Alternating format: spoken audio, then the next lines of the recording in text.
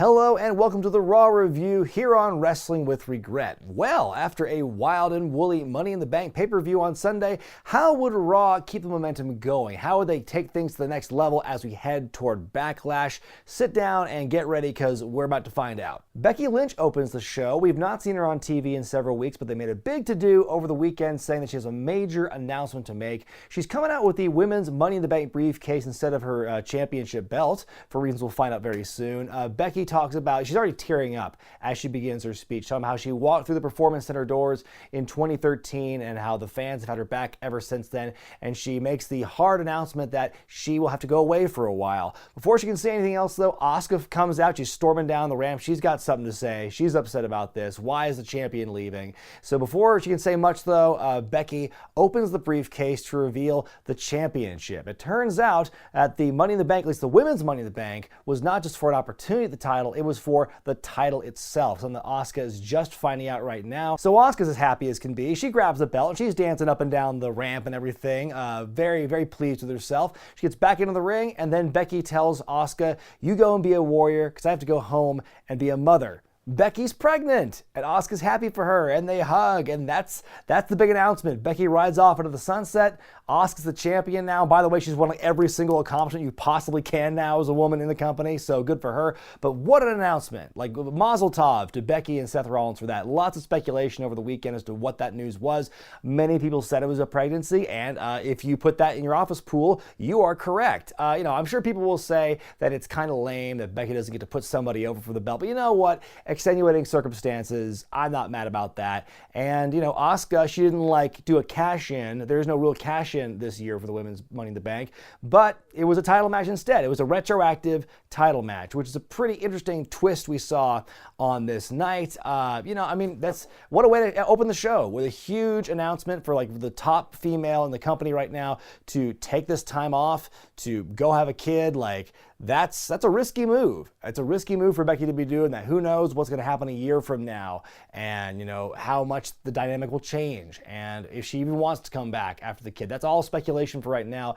But just in the short term, congratulations to Becky Lynch and to Seth Rollins for this. And then, of course, my favorite part, though, is at the back, though. Only the baby faces congratulate Becky Lynch backstage, including the not dead Rey Mysterio, but more on that later. First match is a no DQ match as Bobby Lashley takes on Humberto Carrillo. This is in response to what happened last week in the Gauntlet match when Lashley got DQ'd after going after Carrillo and not answering the 5 count in the corner by the referee. At one point, Lashley brings a chair into the equation and Humberto drop kicks right in his face for a commercial break. Lashley, near the end, goes for a big swing to Humberto's head, but Humberto ducks. He hits the ring post. Where's the LED glitch, guys? You got to keep consistent with that shit. Carrillo grabs a chair, starts beating Lashley with it for a little bit. He goes for a dive, but Lashley catches him and puts him into full Nelson. Carrillo taps pretty soon afterward, and Lashley wins. Backstage, Kairi Sane shows up to celebrate Asuka's women's championship victory. And then we see elsewhere backstage a big shouting match happening between the members of Zelina Vega's crew. We go to commercial break and come back out to see Angel Garza versus Akira Tozawa, already in progress.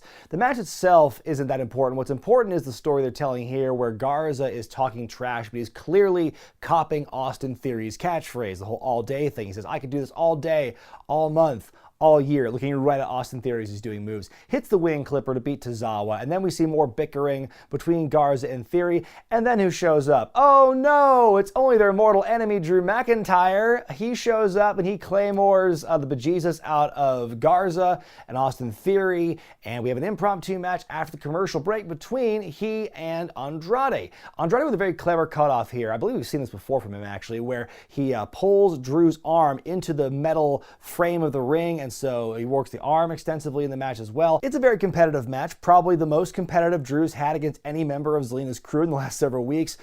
Drew fights through the pain to hit a reverse Alabama slam and a claymore to win, and then afterward, Drew cuts a promo and announces the brand-to-brand invitation, in which a SmackDown star will be invited to Raw, and then vice versa as well. And so he announces the first match of the brand-to-brand invitation is going to be Drew McIntyre versus King Corbin. Yeah, that'll drive the numbers up. Basically, I read rumblings about this happening over the weekend, and it sounds like it's basically a response to the low ratings that they've been having the last several weeks due to the COVID stuff and the fact the shows aren't that interesting in the grand scheme of things because there's no crowds and all that stuff. So all these reasons, allegedly the networks putting pressure and they want to try and bring the numbers up. So we'll have some talent go from show to show.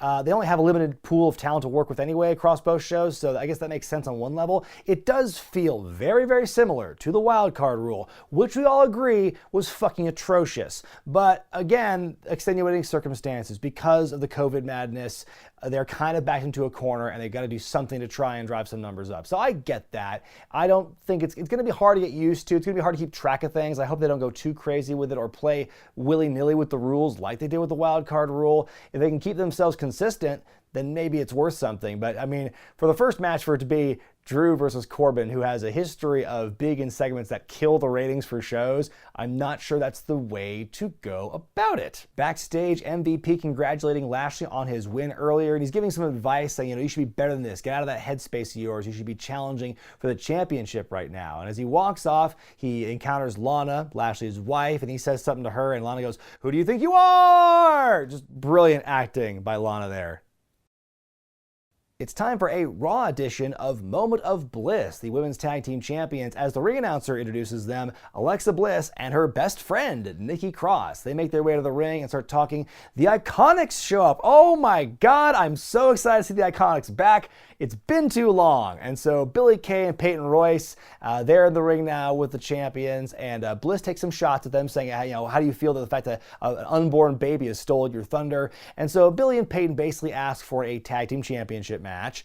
The champions say no, and so they go, well, we want a match anyway. So after the commercial break, we have this match now. They say on commentary it's the first time the Iconics have been on TV in 7 months. What have they been doing this whole time? I can't believe they've been gone that long. And I'm just, absence makes the heart grow fonder for me. I'm a big fan of the Iconics, in case you can't tell. This is a good match. The Iconics look good in this one. Ultimately, some cheap, sneaky attacks where the referee doesn't see it. Like they jab Alexa in the throat and they hit their double team move on her to win the match. So yay, Iconics. And it turns out that next week they're going to have a rematch. And it's actually going to be for the tag team championships. But yes, in case you can't tell, I'm very excited that the Iconics are back. Charlie Caruso interviews the not dead Rey Mysterio. He says his life flashed before his eyes as he was thrown off the roof in the Money in the Bank ladder match, but he landed on a secondary roof 6 feet below. I will get to all that when the relevant match happens. But as he's talking though, Seth Rollins shows up and he looks a little worse for wear. He looks like he's been through a few months of fatherhood already, if I don't mind saying so myself. Rey congratulates Seth on the news with he and Becky, and Seth just kind of like looks at him and walks away, and then Rey goes, "What a dick." 6-man tag up next as R-Truth, Ricochet, and Cedric Alexander take on Brendan Vink, Shane Thorne, and MVP. Partway through the match, R-Truth has reintroduced Pretty Ricky, aka Delicious, who's an alter ego of his. I don't think it ever made like main roster television. I thought it was like an online exclusive thing.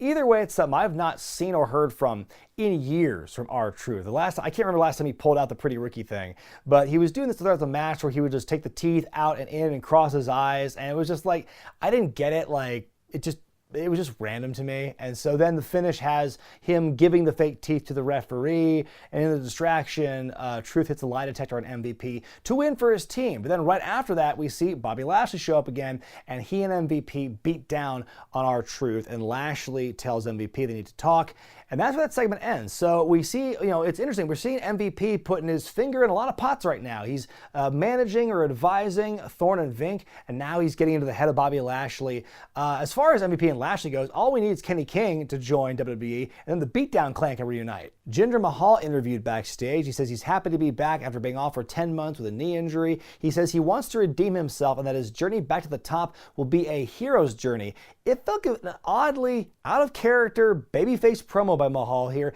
It didn't seem nearly as transparent as when he was doing the pacifist gimmick where he said he was a man of peace, but he said it with a sneer so you knew he was lying. So we didn't get that at all with Jinder here. I was a bit surprised by that. So Is Jinder a babyface now, or will this all be an elaborate ruse? Time will tell, but glad to see Mahal back on TV. Elsewhere backstage, Shayna Baszler's interviewed, asked how she feels about Becky Lynch's big announcement, and Shayna with the heel promo of the century, just healing the hell out of Becky and the unborn child, saying, you know, how stupid do you have to be to get knocked up while you're champion, and that, you know, it's gonna ruin her career, she's gonna be barefoot, getting fat, eating bonbons at home, that baby's gonna suck. Yeah, super heel promo by Shayna here. Then later, after this, they show like a snippet of the Undertaker documentary that they're showing on the network, and then we see AJ Styles is like sitting at the monitor watching, eating some popcorn. I've already had a few people tweet me with that image saying that's going to be something you use in one of your future pay-per-view reviews. You can bet on that. And then after the clip is done, though, AJ, he throws the popcorn down, he storms off. So I'm wondering where this is going to lead with AJ. Like, when will he be able to exercise the demon, so to speak, of being, you know, beaten in the Boneyard match by The Undertaker? They come out from commercial break to show this brief footage of Becky Lynch hugging Vince McMahon backstage. There's no audio and there's no context. It feels like a production botch. Either there was supposed to be audio and it never came up, or they just played the wrong footage or something. And anyway, we go to our next match and just dump out of that real quick to have Rey Mysterio and Aleister Black, who are not dead, taking on Seth Rollins and Murphy. So, big surprise, Rey and Aleister are not dead. And as I explained earlier, they fell off and landed on a secondary roof a few feet below, and that's how they get out of it. And I know a lot of people said on social media and in the comment section of my video, oh my God, Brian, like they didn't die. They weren't murdered because, one, you hear a thud when they land. That's true. It was a pretty quick thud after that. And then also, I think the biggest giveaway was the aerial shots. You could clearly see there's like a crash pad out there, and you see the secondary roof anyway. So yeah, they kind of gave it away in that respect, especially with the crash pad. That's just like, that's totally breaking kayfabe right there. You could, you know, find a way to hide that or something and still, you know, explain away, oh, they landed on a secondary roof. So that was a bit of laziness by WWE's part. But I feel that like when, at the time, watching that on Sunday, when they're hucked off the roof and you just see this black abyss below, you know, possible death was implied, in my opinion. Anyway, the big story with this one is that Rollins is catatonic. He's not said one word. His hair is all out of place. He just looks like he's not in the right frame of mind. So Murphy's doing all the work here in this match. Finally, at one point, like Ray's in the corner and he smacks Rollins incidentally, and so Rollins gets off the apron. Ray goes to the 619. Seth catches him from the outside by the legs and pulls him out, which causes a DQ. That's news to me that it would do that. So anyway, the match is over.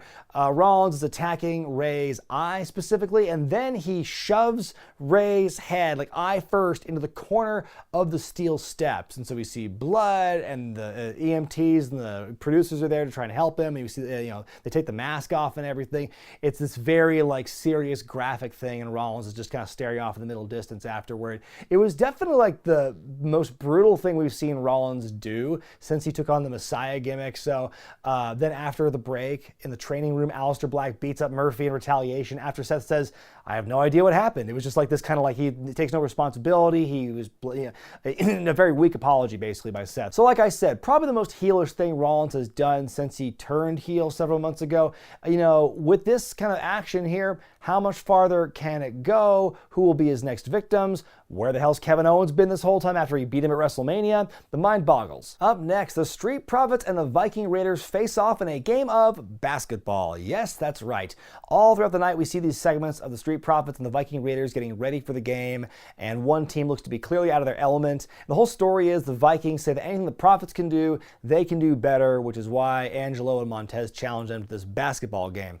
I love the fact that they show this was filmed earlier today, even though you look at the windows, it's clearly shot at night, you know? It was funny because one of the segments before the actual game, you see daylight coming through the windows. So a lot of time has passed between the preparation and the actual game. And then when they show the game highlights, it's, you know, the whole joke is that, you know, the Profits are just running circles around the Vikings, who look totally inept and unable to do anything. Finally, they score a basket at the very end of the game, but it's like 74-2. So, you know, that's where you think it ends. But then after the commercial break, we get like we get a little postscript in the post game and everything, and it turns out, oh, the Viking Raiders were just being soft and they let them win. Cut to Ivar just sinking threes over and over again, running up and just dunking the ball and everything. So it's like, if they could do that, why didn't they just do that? Why didn't they just like beat the Street Profits from that? Here's the thing. I got to admit, I went into this thing with every segment going, oh my God, this is going to suck. This is going to be stupid. I'm going to hate it. But then I wound up like laughing a lot throughout and just seeing just the physical comedy of the Viking Raiders stumbling through and, you know, failing at basketball. No, it doesn't make them look good as competitors in wrestling, but you know what, you know, that be that as it may, the twist at the end where they recover, oh, we actually could just beat you if we wanted to. I thought that was pretty entertaining, and just, yeah, the interaction between them I thought was hilarious as well. I thought it was going to suck, and then the post-game thing really turned it around for me. I enjoyed the game part itself, and then the post-script was an interesting recovery from that. So now it makes me wonder, it's like, how are they going to come back from this like next week? Are we going to see the Vikings like retaliate and challenge the Street Profits to some Viking-related activities? I think they were mentioning in one of the pre-segments, like body throwing or something like that, like, you know, eating competition or something. Somewhere like the Vikings can really just dominate over the Street Profits. You know, time will tell. Who knows? But this basketball thing, I was going into it thinking it was going to be one of the worst things, and I was actually entertained by it. Backstage, Natalya confronts Shayna Baszler and asks, "Do you know how bad it makes you look to disrespect the miracle that is motherhood?" Wow. Who wrote that line? That was just some A+ material. Get the scratch and sniff grape job sticker and put that on your folder for that one. Shayna tells Natalya that the Hart dynasty will die with her and she will never become a mother.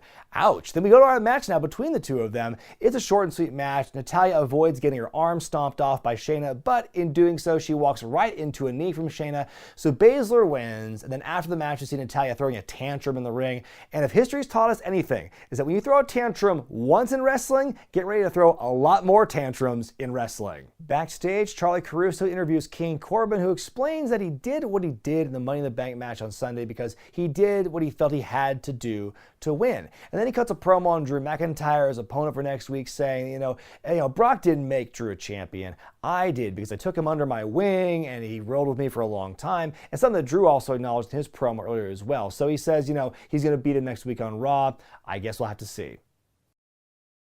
So all night they've been promoting a confrontation between Edge and Randy Orton. Are they headed toward a collision course? Edge comes out first and contradicts with the promo they aired last week on Raw to advertise this segment, saying that the Edge is going to hunt the Viper. Edge says, well, they didn't clear that with me first. He says he has no intention of fighting Orton again because he got his pound of flesh at WrestleMania. Out comes Randy Orton, who simply says, congratulations, the better man won at WrestleMania. He goes to walk away, but no, he has second thoughts, and he comes back and says, you know what, the better man may have won at WrestleMania, but not the better wrestler. And he goes on to explain, you know what, last man standing match, you beat me with that one, but that was a fight. It was a brawl. It wasn't a wrestling match. And you've been out of the ring for 9 years. That's a lot of ring rust to try and work off. So lace up the boots and face me at Backlash in a straight up wrestling match. And Edge is unable to answer. You can't really formulate a response. But then Charlie Caruso's in there and she says, well, if the match does happen, it could be the greatest wrestling match ever. Fade to black. Like, wait, what? I'm sorry. That's a lot of pressure. That's a weird that's a very weird statement to say. Like, I don't think in any universe could Edge and Orton be the greatest wrestling match ever. Not to say they're bad wrestlers. I'm just like, that's not the two people I think of when I think of greatest wrestling match ever. So yeah, a lot of pressure. Also seems like the inverse of how these feuds should go, where it's like last man standing match, just evil brawl, beat each other to death, and then grappling, hammer locks, top wrist locks. It just feels like the inverse to me. My grade for this week's Raw is an A-. This was a damn good episode of Raw. Now, here's the thing. The matches, take them or leave them. That's not the important thing to me. I've always been more of a story guy than a match guy, and this show had a shitload of stories going on here. First off, the very impactful opening announcement with Becky Lynch was really great, and then you've got all the things going on with like Garza and Theory. What's their beef going to be? The MVP Lashley alliance, like where's that going to lead? The Iconics are back, yes. Violent Seth, overly violent Seth, and then the basketball game. It was cheesy, but it was fun. So you had the kind of the laughs thrown in there as well. The Edge and Orton segment, as goofy as the last line Charlie Caruso said was, and as silly as it is to say they're going to have a wrestling match, that's what they're promoting here. I still think the promos between the two were good, and I think it was a good segment. So yeah, a lot of stories being moved along here, and a lot of it felt fresh and different, like where they're going to go with these things. Yeah, this was a really good episode. But let me say one more thing. Poor Rey Mysterio and the few days he's had in the last couple of days gets choked out by by Shayna Baszler, gets crushed by Otis, and Nia Jax gets thrown off the roof of a building, then gets his eye gouged out.